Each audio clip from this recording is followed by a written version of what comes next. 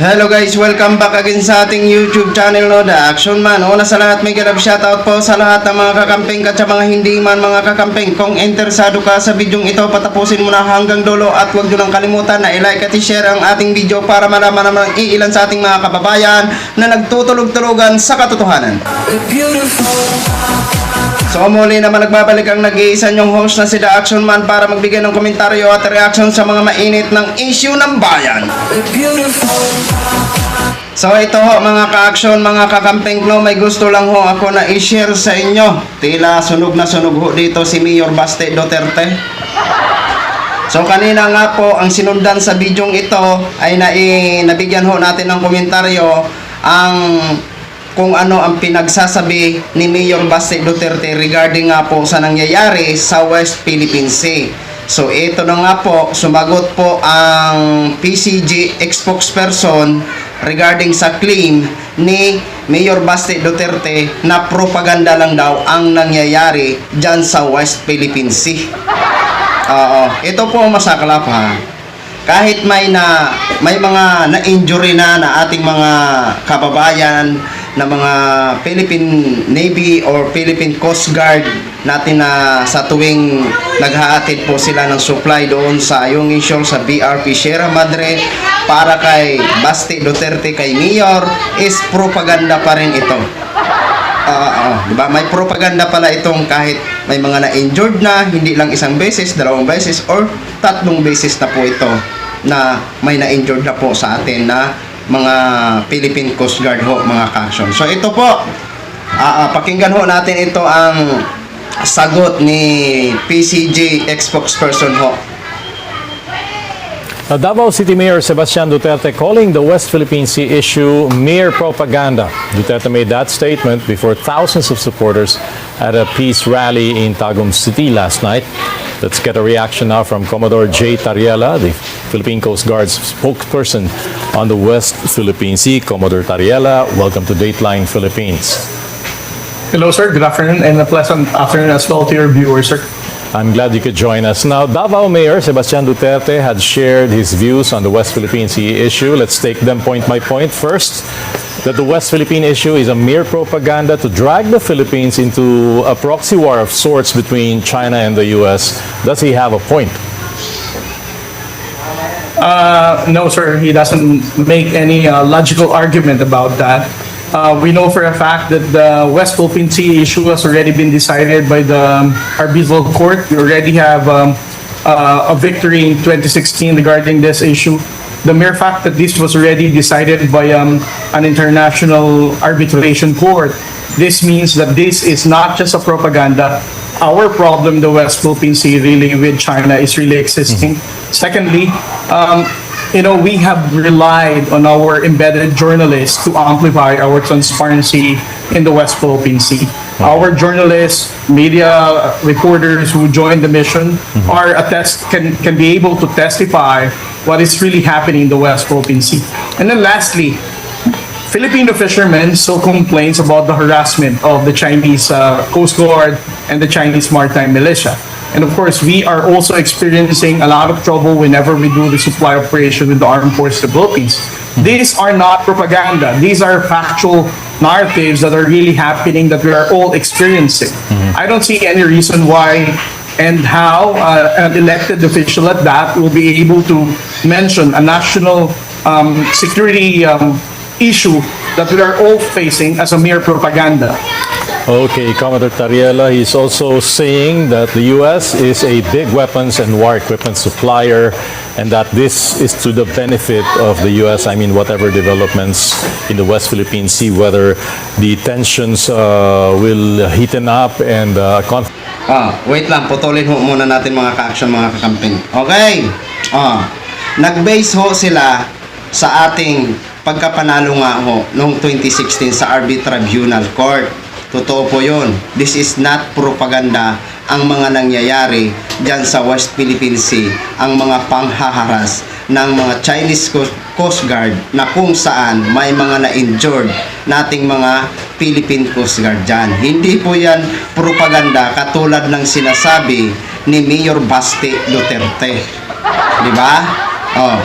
Yan po din ang isa sa mga natalakay o nabanggit ni Roque na naging taliwas ang kasalukuyang administrasyon kasi nga ngayon madalas na po sumasama ang ating mga journalist or mga media man sa paghahatid ng supply doon sa Ayungin Shoal sa BRP Sierra Madre. So ang purpose lang po nun na halimbawa kung may gagawin na hindi maganda ang China Coast Guard sa ating mga naghahatid doon ng supply sa Ayungin Shoal ay makukovered ho nila. Katulad ho na nangyari nung matindi talaga na parang ilan na mga Philippine Coast Guard yung dalawang nag-water cannon na kung saan nga po ang Chinese is may sa kanilang balita may ipinalabas na isang barko lang ang nagbubumba sa barko ng Pilipinas.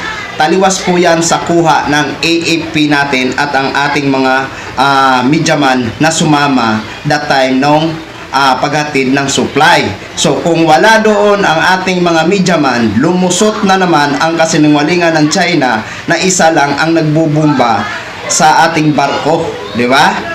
Unlike sa kuha ng AFP na dalawa ang nagbubumba na kung saan nagkabasag-basag ang mga salamin at may nasugatan nga po na ating mga opisyal ng Coast Guard ho mga kaaksyon. May sa harap, may sa likod.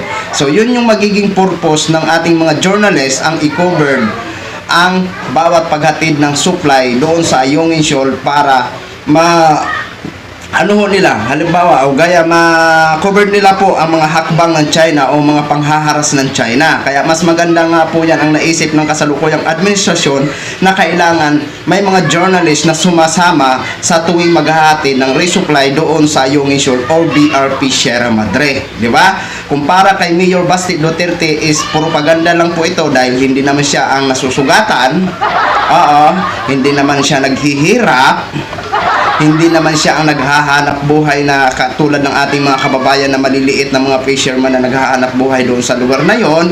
Kaya para sa kanya, propaganda lang po ito. Pero para sa atin na nakakaintindi, masakit isipin na ang isang leader na imbis na ipagtanggol ang sariling atin, pero ito lang po ang napapala natin na kanilang pagpapaliwanag. Imbis na ipagtanggol, para pong pinapaboran pa nila ang China.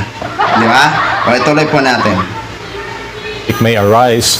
It is the U.S., he says, that will benefit the most from this. I mean, have we actually purchased any equipment, war equipment, related to the West Philippine Sea campaign? Well, sir, I cannot speak for the Armed Forces of the Philippines whenever we talk about the acquisition. But as far as the Philippine Coast Guard is concerned, our modernization and the capability building of the Coast Guard for additional assets, these are delivered to us by the Japanese government even through an ODA or a soft loan. It means this is not a business for to justify a war that they are claiming that it's just the United States or any other country that pushes the Philippines to have a proxy war with China. What we need to emphasize here is that even before the United States came into picture, we already had troubles with them when they took the Mischief Reaper Mass in 1995. The Scarborough Shoal standoff has also been approved that even without the United States, we don't still have EDCA during that time. Visiting Forces Agreement were also not thoroughly discussed during that time. And yet, the Chinese have been doing the reclamation activities. And 2016 to 2022, even if his father, the former President Duterte, has become very more closer with China and keeps a certain distance with the U.S. government, we are still experiencing harassment of the Filipino fishermen. The supply operation has still been very difficult for the Armed Forces of the Philippines to pull. No signal, no fun. If only you could switch in an instant. The supply operation has still been very difficult for the Armed Forces of the Philippines to fulfill, and there are also swarming of the Chinese maritime militia. In short, it's not about the United States. The People's Republic of China has really been the one violating the international law, do not respect our sovereign rights, and still provoke the Armed Forces of the Philippines and the Philippine Coast Guard whenever we maintain our presence in the West Philippine Sea. Okay. His third and last point, Commodore Tariela, the Davao mayor expressed apprehensions on the possible enlistment of Filipino soldiers in the event that this becomes a full-blown war. What are your thoughts on this? Well, there was already a survey conducted about this. I think it was already released last January, wherein more Filipinos now have mentioned that they are willing to support our country in fight for our sovereignty. So I don't know what is the basis of Mayor Duterte in mentioning that it will be difficult for the national government to ask the support of the Filipino public in maintaining our fight for the West Philippine Sea.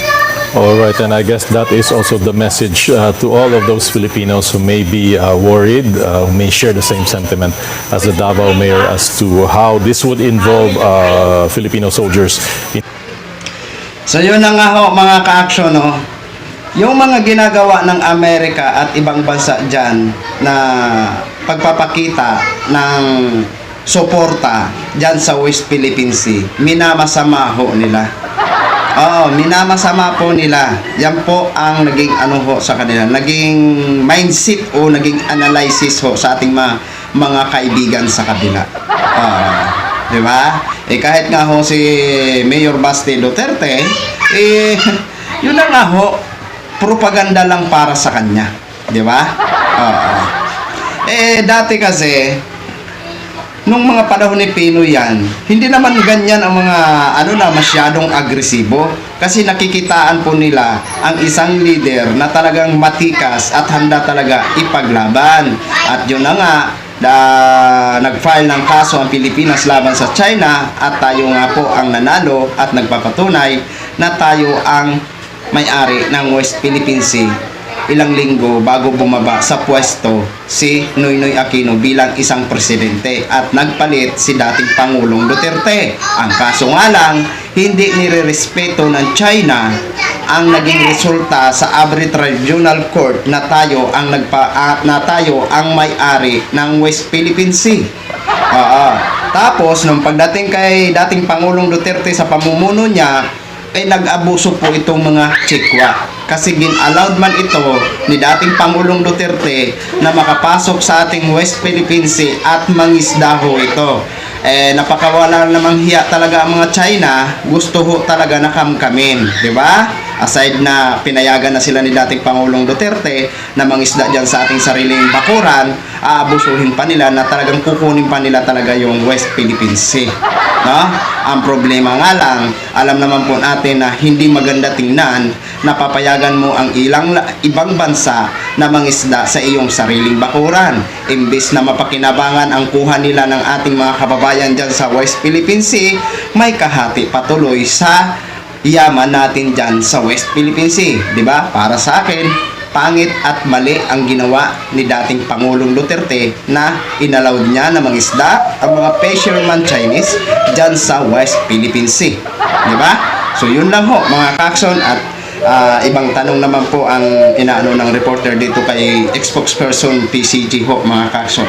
So para sa atin, kung yan ang magiging pananaw ng ating ilan sa ating mga kababayan, bahala na po sila. Pero sana dumating ang araw na excuse me po, na sana matauhan ho sila sa mali nilang haka-haka. Dapat po dyan, inuulit ko naman, sa sitwasyon dyan sa West Philippine Sea, wala po sanang kulay-kulay, walang puro politika. Sana magkaisa po ang lahat ng Pilipino para ipaglaban ang West Philippine Sea dahil yan po ay sarili naman talagang atin. At may papilis po tayo dyan na nagpapatunay na tayo ang nanalo sa Arbay Tribunal Court nung panahon ni Pinoy. Yun lang ho mga ka-action, mga kakamping noging, share ko lang ho sa inyo. Maraming salamat po sa ating mga viewers Luzon, Visayas at Mindanao all over the world. Ako po ang inyong lingkod, si The Action Man. Have a good day, everyone. Beautiful.